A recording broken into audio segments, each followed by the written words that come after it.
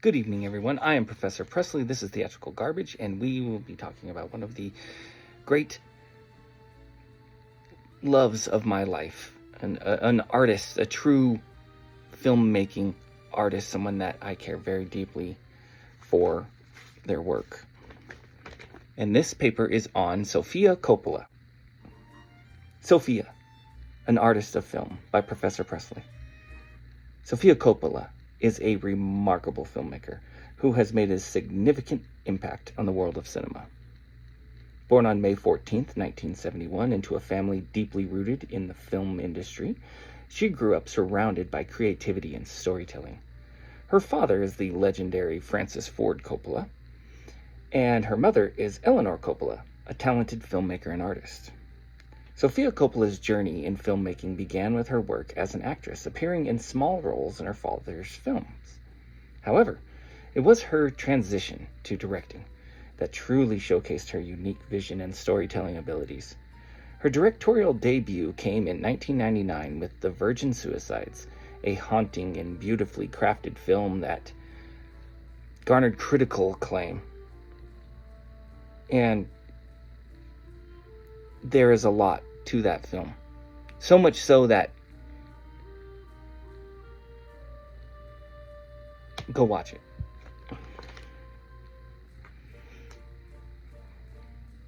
Coppola's most celebrated work to date is undoubtedly Lost in Translation, 2003. This film, starring Bill Murray and Scarlett Johansson, tells the story of two lonely souls who form an unlikely connection in the bustling city of Tokyo. Bill Murray lost Best Actor to Sean Penn, and Sean Penn got it for Mystic River. I absolutely love Sean Penn.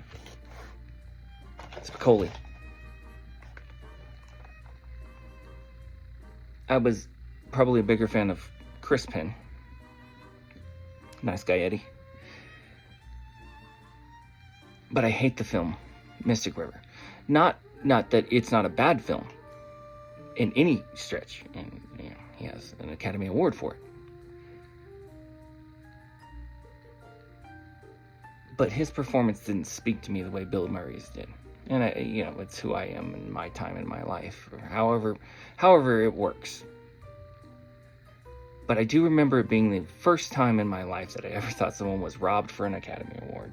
And people know that I'm a huge fan of the Academy Awards and film, and the goods and the good and the bad that goes with it. It's all part of it, right? I guess. And Bill Murray will get his accolades, and he gets his accolades and those sort of things. Just in that time, I felt like it was the one time that, like, Mystic River's hard to watch. It's tough,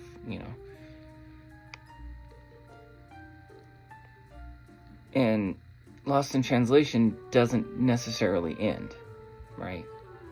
He whispers in her ear at the end of the film. And, it's the briefcase from Pulp Fiction. It's what happened to Mr. Pink at the end. I sound like Quentin Tarantino movies in my head. The idea is that at the end of Lost in Translation, we don't know.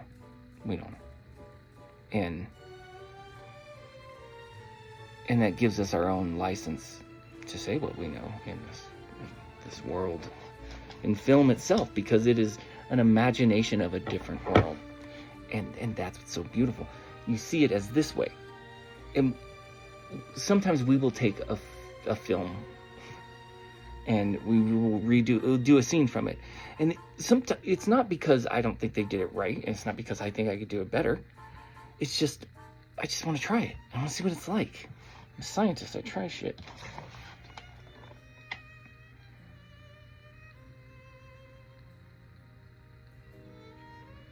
Lost in Translation earned Coppola an Academy Award for Best Original Screenplay and solidified her as one of the most talented directors of her generation. Throughout her career, Sophia Coppola has continued to produce a series of thought-provoking and visually stunning films. She is just So good. Some of her notable works include Marie Antoinette, a visually sumptuous portrayal of the infamous French queen, and Somewhere, a contemplative exploration of fame and isolation. You can see the ship, the Marie Antoinette ship, at the winery of Coppola. I was surprised with it by a very dear friend of mine, a trip to Coppola, because all I ever talk about is going to Coppola Winery. Go there. We forgot to get wine when we were there. You go all the way to Coppola Winery and you don't get wine.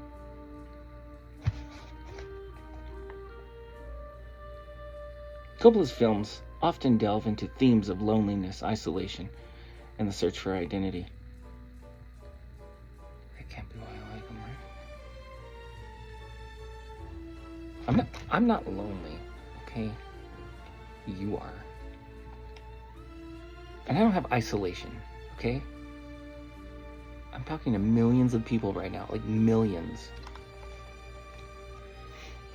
Not subscribed, but, you know, we do what we do. Sophia Coppola continues to create captivating films and is highly respected within the industry. In addition to her filming career, Sophia Coppola is also involved in the Coppola family business, winemaking. She has her own. I have another video on it. The winery boasts stunning vineyards, a tasting room, and a restaurant, providing a delightful retreat for wine enthusiasts and fans of the Coppola legacy. And I'm gonna go out there and do it again. Go and visit it and spend more time and have a chance to talk to people and those sort of things. I was surprised with the trip going out there last time I went, and the next time I will be prepared. I'm sure they're so excited to have my lunatic ass running around there. Sophia Coppola is simply an exceptional filmmaker who has made an indelible mark on the world of cinema. From her directorial debut to her acclaimed masterpieces, Coppola's films are a testament to her unique artistic vision and storytelling prowess. She is good, and she has the pedigree. And there isn't the nepotism. Look, nobody has studied Coppola's. Both her dad and her more than me, and the nuance of she is not her father.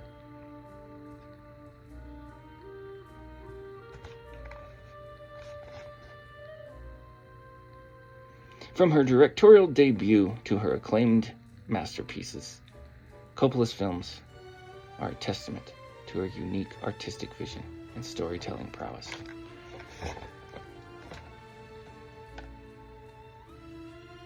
I don't like all of her films as a complete thing. I love Kubrick. I mean, a lot, right? I watched films early on when I was young, and I spent a little too much time with Clockwork Orange. I wanted to get it. I wanted to understand it. Like, the first time I saw it, it terrified me. I was like, what was that? And things stick in my head sometimes. Menace to Society, when I watched that, I couldn't watch movies for like 2 months. It was rough on me. Because it's just, I didn't have the understanding of film. I still don't. But I do have an understanding of what's fun to make. And I think that's the idea. Like, I'm not a horror film person. I don't hate them. I think, like, The Shining is like one of my favorite films of all time. But it's because of the camera angles and the feeling around it and the stories and Kubrick, I don't necessarily, I don't like to be scared. So I guess I don't mind it sometimes, but I'm not a horror film person, but I make a lot of horror films because they're fun to make. And we're gonna go see Rocky Horror Picture Show, and like the full thing, right? We're gonna throw the toilet paper and get to talk to some of the old cast members from the movie, and it's really exciting. And the movie of Rocky Horror Picture Show it's not a great movie, right? Like it is to me, because I grew up as a theater kid, and you know, at every cast party you watch Grease or well, back in my day it was Grease and Rocky Horror Picture Show.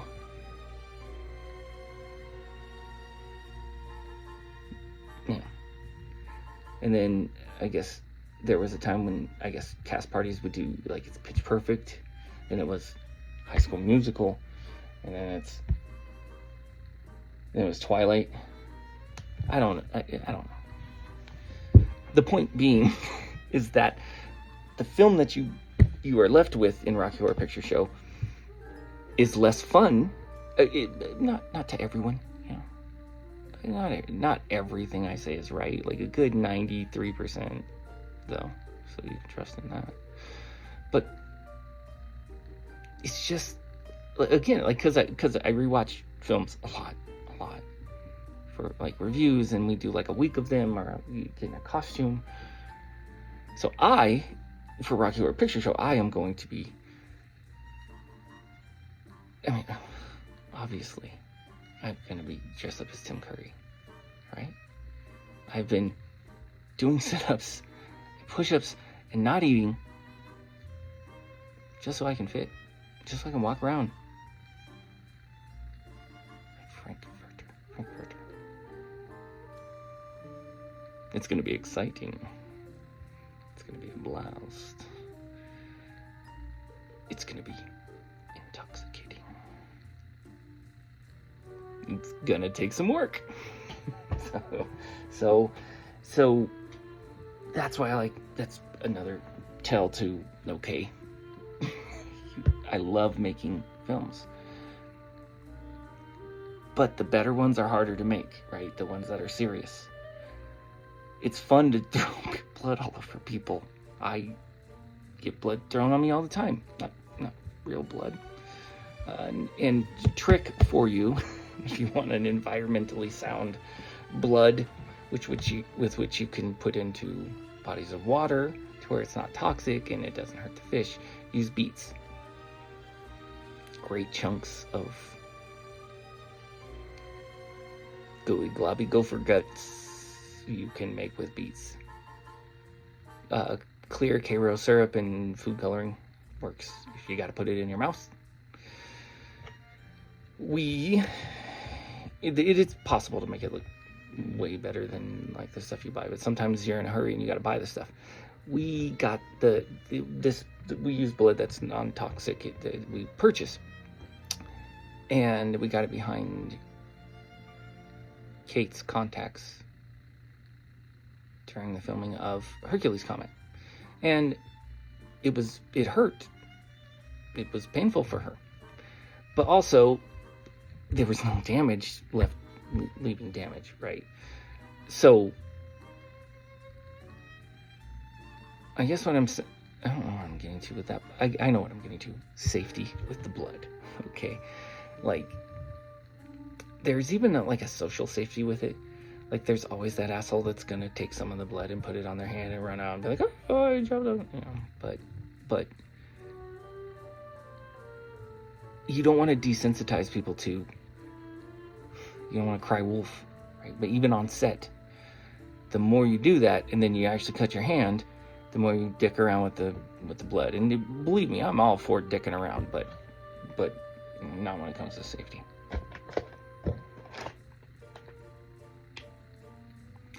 That's my piece on Coppola. Sophia Coppola. I love doing films on directors, and that's why I'm doing these podcasts and things in the middle of the night. I'm sorry, it's a ring. It's from the rings. From my rings.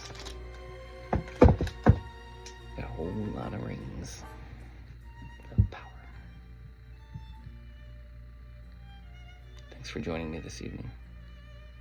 This has been Professor Presley for Theatrical Garbage on the Midnight Rodeo. Thanks for stopping by. Please like, subscribe, share with your closest friends. Wear your seatbelt.